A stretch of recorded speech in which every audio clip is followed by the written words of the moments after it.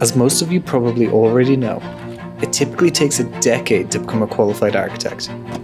But over the next week and a half, I'm going to take these 10 years and over 10,000 years of architecture history and condense them down to just 10 days of crammed studies, finally fulfilling my dream of graduating from the world-renowned Harvard University.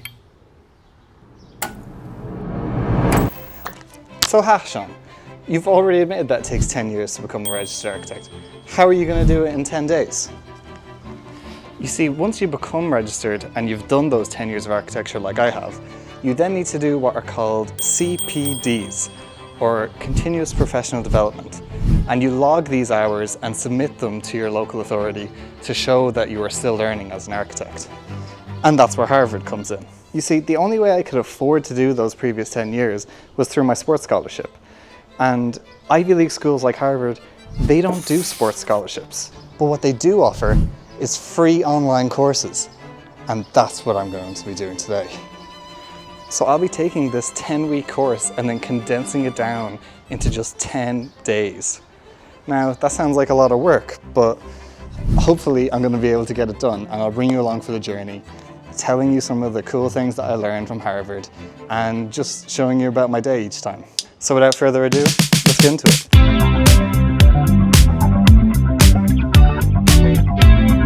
Okay, I've just finished day one of the architectural imagination. And as the title of the course represents, we are learning about how architects use our imagination to read buildings and how our reading of buildings then progresses into how we design buildings and so on and so forth throughout history. What I thought was really interesting about this one is that it talks about this kind of greater understanding that you have on one side and sensory data on the other. And the way that you bridge between one and the other is through our imagination. So if I was to give an example of that, it might be, take the pool that you see just here. We know it's a pool because we can go and we can touch the water, we can swim in it. We know what the pool is made out of because we can, feel it, and you could lick it if you wanted to. You can hear the splash when you crash into the water. These are all sensory data that we know about it. But then our understanding about the technology of a pool is that it's not just a hole with water in it. There are pumps and there are cleaning facilities and there's maintenance, and all of this stuff has to go on underneath or adjacent to the pool for it to function as it does. So we have those two kind of concepts, one being the sensor data and one being our understanding of a pool and the technology that goes into it. But our imagination is how we bridge from how do the pumps go from here to there. And, I guess we could look at those things, but often they're buried. But I hope you're understanding what I'm trying to say. That's kind of a crude metaphor for what I'm trying to say. But we can extrapolate that and then take it into further readings of other buildings where we impose, like Palladio's villas, he puts on a diagram. And in this diagram, he's using the drawing itself to express his imagination of all of these villas. It's taking the sensory data, which is that the villa exists and it is there, and his understanding of typologies of villas and how villa will have a certain brief requirements. And so you would have a villa needs bedrooms, a villa needs this, that, and the other, compared to a hospital, which might need this, that, and that. The typology goes then in with the brief, and that you can associate a diagram where, yes, stadiums look different, like a Zaha Hadid stadium in Qatar looks completely different to Croke Park, for example, in Dublin. But the typology of a stadium is still there. And then what happens when we blur these typologies, where we had an old factory, like in Porto that I stayed in, and then we retroactively turn it into apartments. So yeah, it was like super, super interesting. He talks about how the way we get from the sensory data to our understanding is through our perspective. And I thought that was particularly interesting. Like, there's a lot of philosophy you could possibly put into that, where objectively something is what it is. I mean, like, a wall is a wall. But our understanding of the way that wall is constructed, why the wall was placed there, the historical context of the wall, like, is this wall just a wall in your house, or is this wall the Berlin Wall? Like, why is the wall here? And your perspective on, if you don't really understand the history of it, you might look at the Berlin Wall and just go, okay, it's a wall. as, the same way you would look at a wall in your house. But if you have that understanding and then your perspective is the way you look at it, that's when it starts to have meaning and it starts to have significance. Yeah, I thought it was super, super interesting. And if that's in any way indicative of the way this whole series is going to go, I think this is going to be fantastic. So I'm looking forward to it. Let's keep going.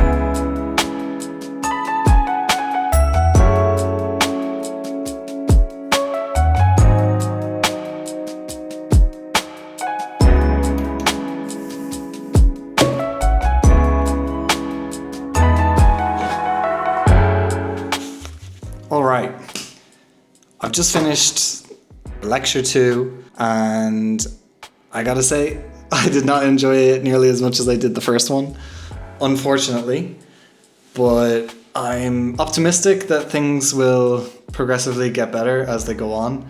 For me, the second series of lectures wasn't all done by the same lecturer who I have grown to like and enjoy his tone and his way of teaching. Not to slight on the second group, but it didn't do it for me as much. We did continue with learning about Vitcover and his interpretation of buildings, specifically in Italy. He uses his diagrams and his way of thinking through diagrams to assess and give thought to the architecture. But honestly, it's missing so much context, and it doesn't talk about anything that the architect himself was trying to achieve with the piece. He sees them purely through his own diagrams. The second series was all about columns and walls, which is interesting enough, I suppose. I love columns. If you look at any of my student projects or my Pinterest board, it's all columns. I love them. So to then see the transition from, the Corinthian, Doric, Ionic columns into the more Roman walls, it became uninteresting to me. That's all I can say, really. I hope they get better. All right, I'm gonna sign this because I want to go to bed. Good morning. It is day 3, and it is finally the weekend. So I'm gonna have some actual time to do this and not do it at the dead of night after work. A couple of my other co-working outside members are gonna have a barbecue. The title for today's lecture is Hegel and Architectural History. I have no idea who that is. It is now Saturday evening. I've had a great time in the pool and hanging out meeting Josh and Brittany. Getting to do this whole digital nomad thing and then meeting people who are also traveling and doing the same things that I'm trying to do and I'm doing, I suppose, was really uplifting and really positive. So I just wanted to say that. And now I'm going to do lecture 3 on Hegel and architectural history. I have no idea who this guy is. So yeah, let's just get into it, and I'm going to pass the exams hopefully before sunset. All right, bye.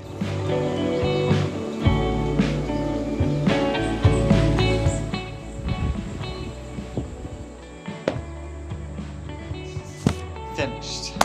I wanted to summarize some teachings that I learned from today's lectures. Hegel's, I'm sure I'm pronouncing that wrong, but the German lad, the main concept that Hegel's speaks about is that of the Zeitgeist. So Zeitgeist is a German word that means the spirit of the time. And if you separate that word from Zeit being time and Geist being spirit, you get together Zeitgeist. He then talks about the journey that the spirit goes on in terms of 3 different stages. And I don't know if it is just because I've just finished Brandon Sanderson's the second book on the Stormlight Archive series, but one of the prevailing themes or things that happens in those books is that of these higher spirits and then how they manifest themselves and then they become more alive. So there was a really interesting section that I'm going to put in here if I don't get copyright striked for it. The spirit initially sort of doesn't know itself. It can't represent itself. So it, as it were, reaches down into the material world and creates through collective community human activity as its kind of vehicle. It creates art forms, collective art forms, and it sees itself, it says, oh, this is what I am. But by the time it sees that, it actually has already grown, it's already changed, it's already developed. So it's not satisfied with that art form, and it moves to the next one. This is how Hegel gives history a kind of telos and a propeller and a movement forward. And then Spirit looks down and says, oh, so this is what I am. But it's not. But now it's even more refined, it's more developed, and it wants to keep moving forward. I just thought the comparison between that and that book, I don't know if Brandon Sanderson has ever read Hegel's work or anything like this, but it really was striking how similar those two things are if you have any knowledge of both those things. So, okay, back. If you don't know anything about it, I'm going to explain it basically into the three different stages. The three stages, he's labeled them as symbolic, classical, and romantic. So when he speaks of the stage of the symbolic, he's talking primarily of architecture, and in his writings and his teachings, this means that architecture becomes the bedrock of all art that moves on. And he feels that because it is like the primary art or the inaugural art, it's more down to the earth, and it's the spirit trying to become alive. It's trying to separate itself from nature. And his example for this would be the pyramids, for example, in Egypt, or I would think of a dolmen in the Irish native context. That being that it is an architecture that is more symbolical rather than functional. I mean, I know that the pyramids are tombs, but they point towards the stars, and they're not natural shapes. You know, like having a pyramid in the desert, that's it trying to escape from its context and its natural environment. And that's therefore trying to elevate the spirit. We then move on to the classical, which, sorry, like I said, it's kind of windy out here. The spirit then tries to leave this sensorial realm. So it's trying to leave the natural earth, and it becomes very entwined where the form and the function become one.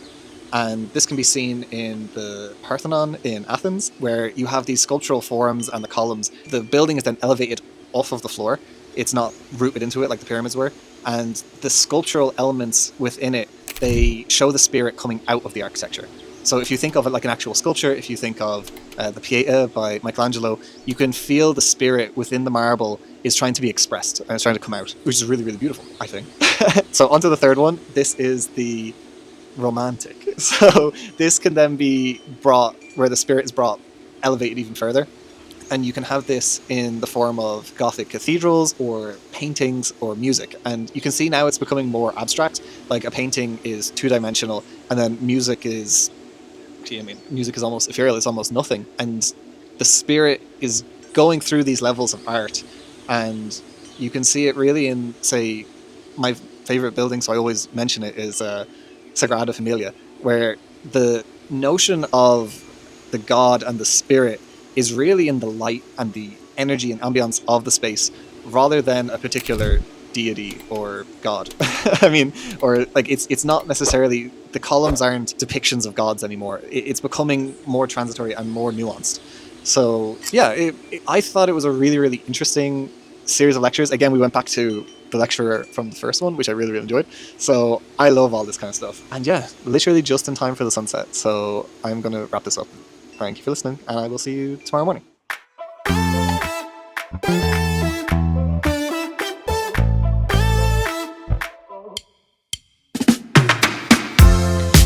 Why, hello there. Today is day 4 of trying to graduate from Harvard in 10 days. And it's a beautiful, beautiful day here outside Vila Moura, down in the Algarve of Portugal. For today's lesson, we are going to be learning about Aldo Rossi and typology. Now, one of the absolutely brilliant things about being, well, a digital nomad, or certainly remote working, is that you can just work from anywhere. And throughout this experience, I am going to try take full advantage of that. Today, I am out in the garden, and yeah, I'm just going to try enjoy this lecture, enjoy the sunshine as much as humanly possible. There is just blue skies up above me, and yeah, life's very good right now, guys. Oh, I forgot my tapas. I think I'm going to go get that and bring it down so I can have a little snack while I finish off these lectures. Okay, that's about it for now. I'll let you know how I get on.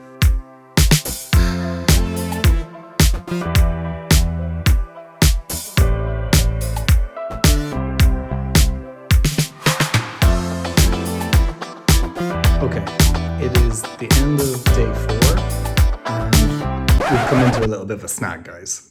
So the assessment or the assignment at the end of module 4 was, like always, you had to do a true or false questionnaire thing, which is obviously very easy to kind of bluff and get through. But the second part was an essay style question. You only have to write like 2 paragraphs. I did that. That was fine. There might have been a little bit of waffle in it, but you know, it's okay. The trick is that they've put in a 3rd section for this one, which is not been in any of the other projects so far. And with this one, they want me to do one of 2 things. So prompt A is I can make a physical model of one of this guy's projects, 1:100, or I can do these diagrams where I'm analyzing 2 of the guy's projects based on the information that I learned during the lectures. Now, if you know me, you know I hate making models. Hate it. Was never good at it. Tried to avoid it as much as I possibly could in college. I just 3D printed my final projects. I was not having any of that kind of stuff. But I don't think I can analyze his projects through diagrams. I'm not gonna lie to you. I don't know if that's because while I was listening to the lectures, I was also doing this.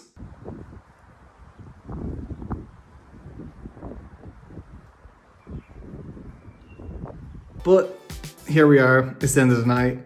I'm trying to do the answers, and for me to keep on track, I need to finish this tonight. So instead of making a physical model, because 1, I don't have any of the materials, and 2, I would hate to make it, I'm gonna make a 3D model, and then I'm gonna Photoshop it to make it look like it was handmade. Is that cheating? Possibly. Do I care? No.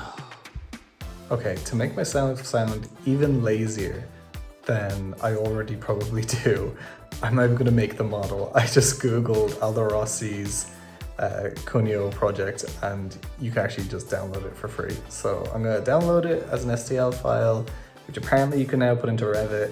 I'll do a quick render of it, and then I'm just gonna start photoshopping. God bless this guy, whatever his name is, for making this. I appreciate you, bro. This might be overkill, but I've decided to render it in Lumion.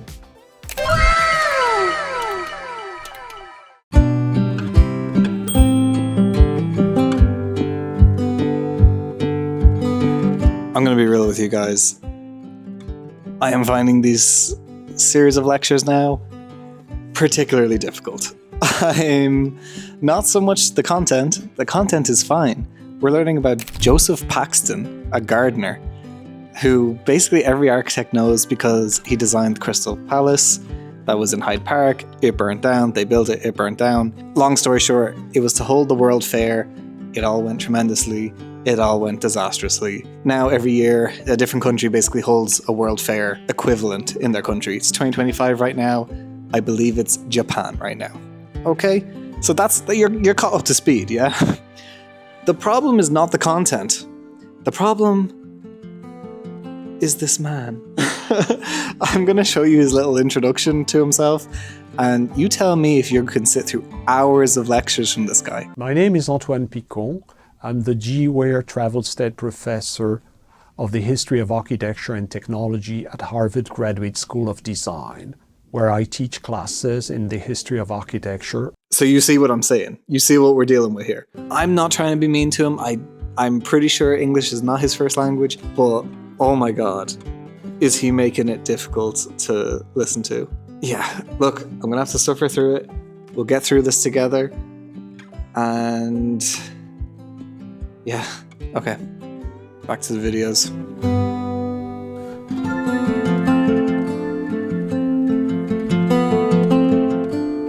I would have originally learnt about Joseph Paxton way back in my very first year of architecture, because, you know, pretty prominent in the beginning of architectural history. And some of the facts I said, they weren't necessarily wrong. Well, some of them were.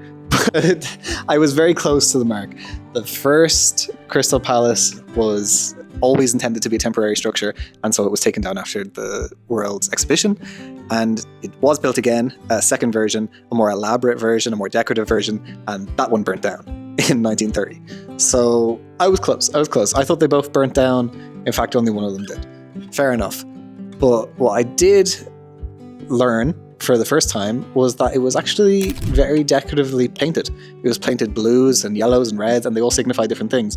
Very similar to the Pompidou Centre, which is a more modern version of that, but it was homaging that fact that classical architecture, such as the Pantheon in the Parthenon in Greece, was painted, and that religious iconography was often painted, and the colours represented different things. So that was particularly interesting to me, and honestly, the Crystal Palace in itself, I could honestly make a whole video about that because that was unbelievably interesting, and the events that it inspired as, time went on. There was a New York exhibition, there was a Chicago exhibition, there was, the Parisian exhibitions, there was tons of them. The most notable one being in 1889 when Eiffel Tower was built. Don't know if you knew that. I actually go into that in my Paris vlog, and in my Architect Explains on Charlie and Ray Eames, I speak about the couple of world fairs that they had a hand in, which was all to do with American propaganda during the Cold War with Russia. So it was, it was the start of a lot of big new ideas in architecture, and the cascading effects of it are incredibly interesting. So if you are interested in me actually going into that in more depth, please write in the comments, and I think I'll make that because I thought that was really, really good. Despite my slagging of him, he gave a very good lecture. Okay, let's go on to the next day.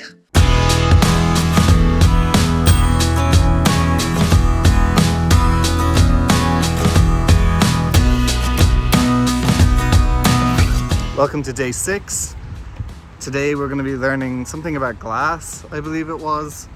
I've just finished work for the day. That's probably something I haven't really shown in the vlog, but I have been working every single day and doing the Harvard stuff at night. I'm on my way to the gym at the moment, and yeah, I'm gonna get back to it afterwards. You can see it is super sunny here. I thought living in the Algarve was gonna be all like this kind of stuff, and when I come outside and it's days like this, it just makes me feel like I'm still in Ireland. But look, we move, and I'll catch you after the gym.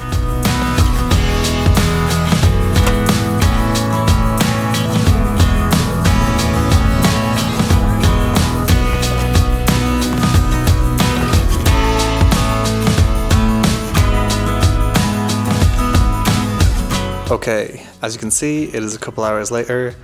I have just finished lecture 6, and it was honestly one of the more enjoyable ones. We're back to the lecture I like. That certainly has something to do with it. But it's also talking about architectural history and how we're relating kind of more ancient ideas towards more contemporary buildings, and the implementation and the effects that the introduction of glass and steel and these new materials, these new technologies can have on architecture, which they obviously wouldn't have had and didn't implement in like ancient times, but how the fundamentals of, for example, Gottfried Siegfried's 4 ideas on architecture, that being that community begins with the first element of fire, and how architecture contains the fire and society and groups of people gather around it. And then we have the stereotomic elements, which are kind of the bricks and base that surround this, with the lighter weight, more tectonic feel of things like the trusses and then the walls, which are then enveloped in an envelope or a wrapper. So that would be his four kind of fundamental elements, and we take those and we look at more modern buildings. So for example, we looked at Beher Behem's AEG Centre, which from the outside would be kind of ugly. I mean, I don't think it's ugly, but I think most people, if you're looking at it, are going to think it's quite ugly. I guess we look at it in contrast with those original 4 points. And we look at how the glass works, how the pediment casts this shadow, and how that interacts with the lightness of the glass and the steel. It's honestly very beautiful. I'm maybe not doing such a great job of it. I would spend hours going through and really getting into depth into that. We basically follow the lineage of Burns, and then he hired Walter Gropius, who was the founder of the Bauhaus. He was in the office when they were designing the AEG Center, as was Mies van der Rohe, another hugely iconic architect. And we looked at kind of his ideas on glass, especially with the Seagram's building, and the idea that it is a steel building, but due to like American fire codes, all of the steel has to be covered in concrete. But then what Mies does is he puts like an almost ornamentation steel on the outside of the facade to express the structure of the steel, while those pieces of steel are like obviously too thin and they're not holding anything up. But they're bronzed in the same way that the glass is bronzed, or it has this more collective feel to it, and that it ages, and it makes this modern building look older quicker. So again, it's tying it back into these like prehistoric ideas and really bring forth kind of the modernity of it all. I hope that makes sense. I genuinely really enjoyed that lecture. I hope I haven't waffled on too much or bored you. But yeah, that's my wrap up for day 6. I'm going to finish the exams now and I'm going to go to bed. So good night.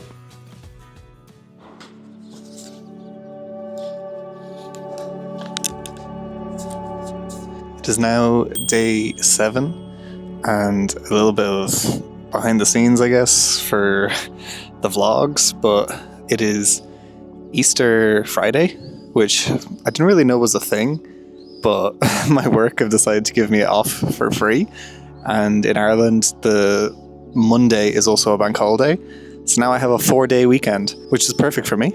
And which means I'm going to get days 7, 8, 9, 10 all banged out this weekend, which I'm super thankful for. I thought that I would take this time to do another little vlog, and I'm going to go to Lisbon for the day.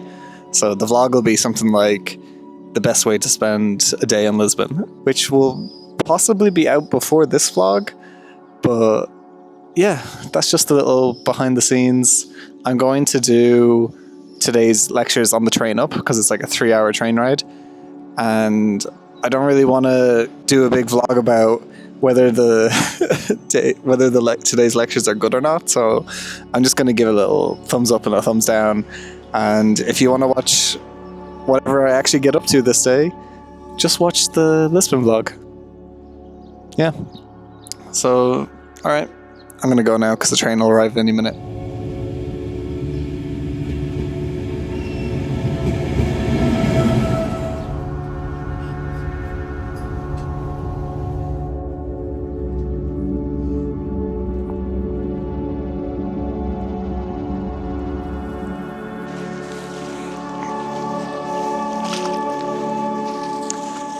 Hello, hello. It is day 8 of the Harvard Challenge.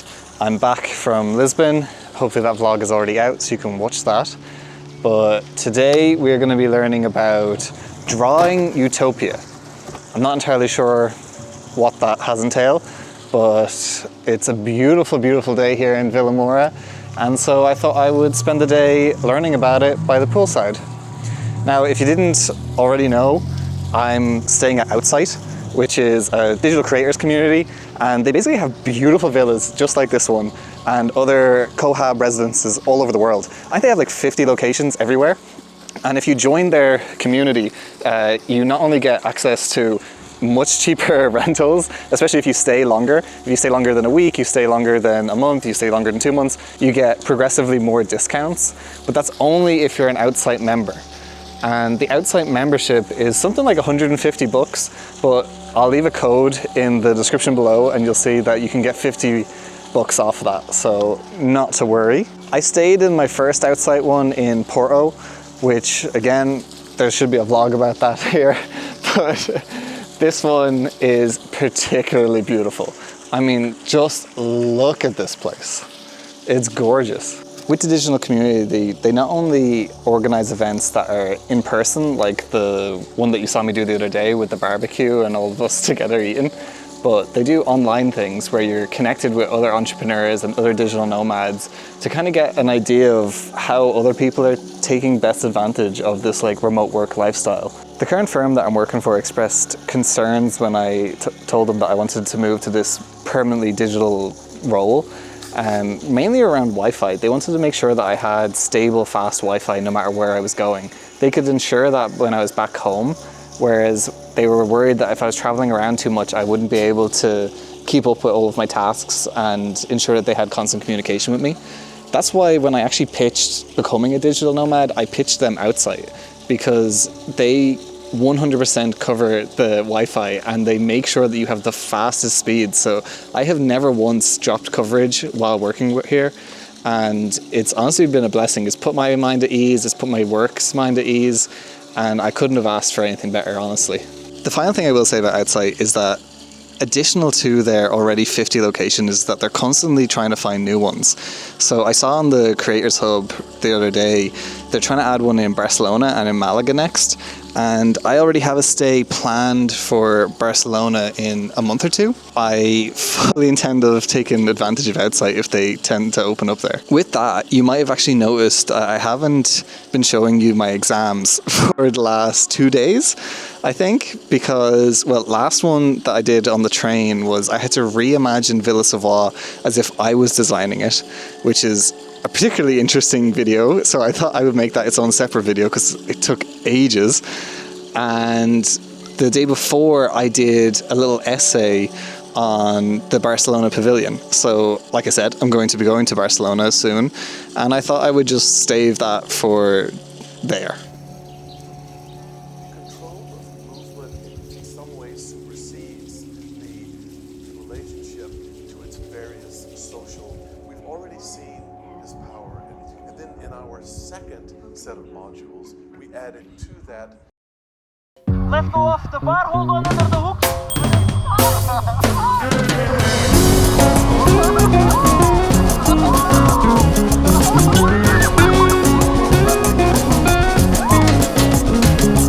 Welcome to day 9 of the Harvard Challenge.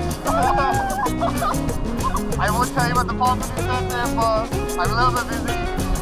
As you can see, check out the Paris vlog where I visit the Pompey Center and you'll know all about it. Look how high we are, man.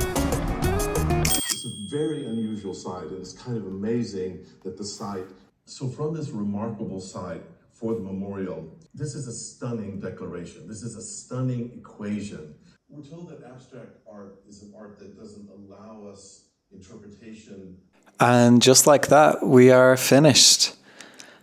All of this just to get this one silly little certificate that says that I am a Harvard graduate. The course was genuinely a little bit more difficult than I was expecting. I can see why it takes 10 weeks rather than 10 days like I did it, because some of the exam questions, like making a model or designing a villa, etc., they took significantly more time than I wish they did. There's been a lot of late nights with this project. There has been more stress with this project than I intended for. I intended for my trip in the Algarve to be a relaxing one, and this one singular endeavor has basically consumed it for me. So I hope you enjoyed it. And if you have any, suggestions as to what architectural challenge you'd like me to see next, then write it in the comments below. Currently, I'm about to pack my bags because next I'm going to Morocco. I'm moving to Marrakesh for a month next. So if you want to catch me and my digital nomading all over the world, seeing architecture, all that kind of stuff, then please subscribe. And yeah, I'm not going to make this any longer than it has to be. So see you in the next one, guys. Bye.